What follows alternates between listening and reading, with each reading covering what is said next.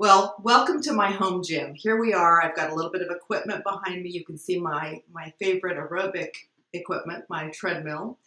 And I do almost all my exercise right here in this little room. I mean, I love to play tennis and ski and go for walks with friends and a variety of activities. But most of my calorie burning and muscle building is right here in this little room. And the reason is it's convenient. When we can remove the excuses and the obstacles, it's so much easier to stay lean and fit. The reason I chose to teach you first and to share with you what I do with my arms is because I get asked questions all the time. I'm in kind of that phase of life where I'm warmer than I used to be when I was younger. I'm not suffering from hot flashes anymore, but I have a high metabolism and I'm always warm, so I wear a lot of sleeveless tops, even in the winter sometimes here in San Diego. And women notice I have a little bit of muscle tone, and being that I'm 62, they wonder, how does she do that? And so it's really not that hard. And if you're younger, it's actually easier. Now, I don't pretend to be some muscle bodybuilder girl or to have every great exercise, but I'm just going to show you today what I do. Before I do, I want to say something about these exercises or any toning and muscle building exercise. When you want to work a certain body part, you want to work your arms and get more tone. You want to get flatter and tighter abs. You want to work your legs and have firm legs. You need to remember a really important fact. Hear me. The fat is going for a ride. You're not going to work the fat off. You're working the muscle under the fat layer. And so how toned and tight and fit your muscles look can be sometimes hidden by a layer of fat. Now, we all have fat over our muscles, a little bit of fat, but if we have too much, we won't see those muscles. Now, that's not a reason to not work out, because fit and toned muscles under that fat take up less space, and so everything looks a little bit smaller. And fit and toned muscles burn more calories, and so it increases your metabolism. So on that journey to get to the leanness that is reasonable for you, don't not do these exercises because all the results won't immediately show. Do them, and as that fat starts to melt off, they'll start to show. But just know, we're not working off the fat, we're working the muscle under the fat. The first exercise I'm going to show you is for your biceps, the front of your arms. I'm going to use 12-pound weights today, but many of you are going to want to start a little bit lower, and you're just going to have to kind of play with it. Maybe go to a gym or a YMCA and use some of the small weights that they have available and just test it out, because this is one of your stronger arm muscles, and nevertheless you want to start where you're at and work up. Okay, let me show you how it works. As we begin the exercise, I want you to notice that my elbows are pretty close to my body. I'm standing nice and tall, and I'm going to practice exhaling on effort and inhaling as I end the exercise. So it looks like this. And breathing in, and exhaling, and breathing in. And what I like to do is I like to actually alternate from straight up to the front to outside, because this works the muscle from some different angles and it becomes much more effective. How many am I going to do? Ideally 12 to 15. My goal is to get my muscle pretty fatigued, which means when I start to want to pull my body and use momentum, which is bad technique and I don't want to do it, when I can't get it up nice and slowly and smoothly, then the muscle's fatigued. If we take the muscle to fatigue, it breaks down the muscle fibers just ever so slightly, and then as they recover, they get stronger. So that's exercise number 1 for your biceps. The second exercise is for the deltoid muscle on the outside of the arm here. Getting that muscle nice and toned can create a nice little kind of round cap of firmness and a little bit of definition. Now, this muscle is not as strong, and there's more chance of injury in terms of kind of crunching your neck. So you want to be really especially intentional to drop your shoulders to stand tall and not to lift the arm too high. We don't need to go up here. We want to stop at about shoulder height or lower if your muscle is not strong enough to lift it. Now, you're going to find when I open this arm, I'm going to be much, much lower because I had rotator cuff surgery on that arm about 8 years ago, and I'm doing great.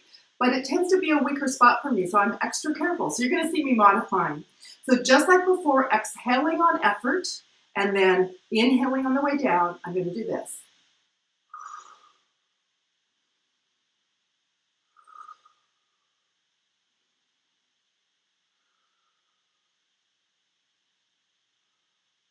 Now see how much lower I'm going here? Because I'm feeling my shoulder a little bit right now. It tends to give in, so I'm listening to my body. Now I could do them together if I want to be a little more time efficient.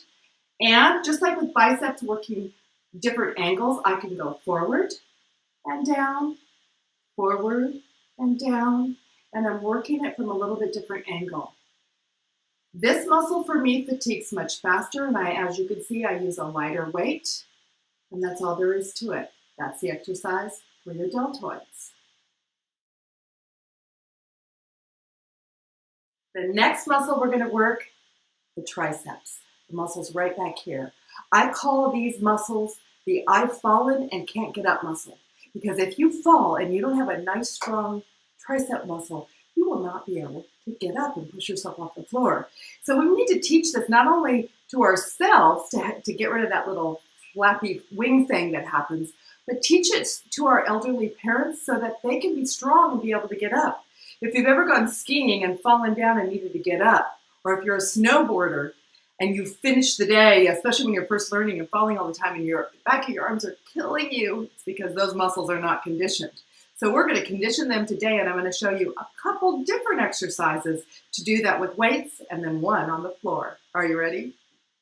The first exercise, I'm using my 12-pound weight again. I'm going to turn to the side so you can see me, and I'm going to actually bring that weight up over my head. Notice my elbows are tucked in tight.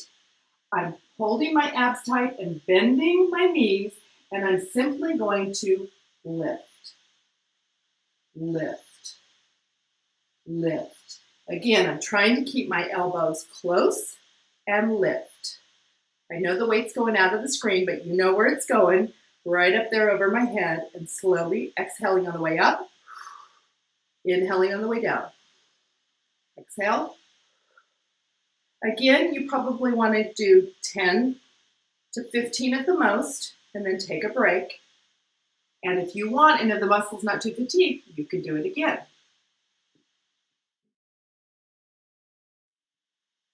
In addition to using that heavier weight and doing both triceps at once, I can grab a lighter pair of weights. I'm going to turn to the side, bend over, and I can do this. Extend, extend, extend, extend. See what I mean? So you're just working that muscle. You can do one at a time if you want. Again, you're taking that muscle to at least a certain level of fatigue. Well, people ask me, should I do 3 sets of 15 or 2 sets of 10, or what should I do? Well, what I say is do at least 1 set, and hopefully the muscle will get tired. And if you have time, do a second and third set. But for me, I do these exercises almost every day, and sometimes I'm just kind of in a hurry. So I'll get through my bicep curls and I'll move right into my tricep extensions, and I'll grab the heavier weight and I'll do it over my head. And sometimes I'll just do 1 set. But because I do it so often, it maintains my fitness. You just make it work for you.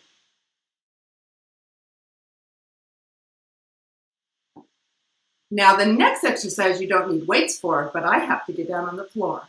And I don't even have a videographer today. I recognize that this is a pretty amateur video, but I wanted to get this information out to you and not be all concerned about, having the right studio and, all that stuff. So bear with me. I need to get on the floor and I need to adjust the camera.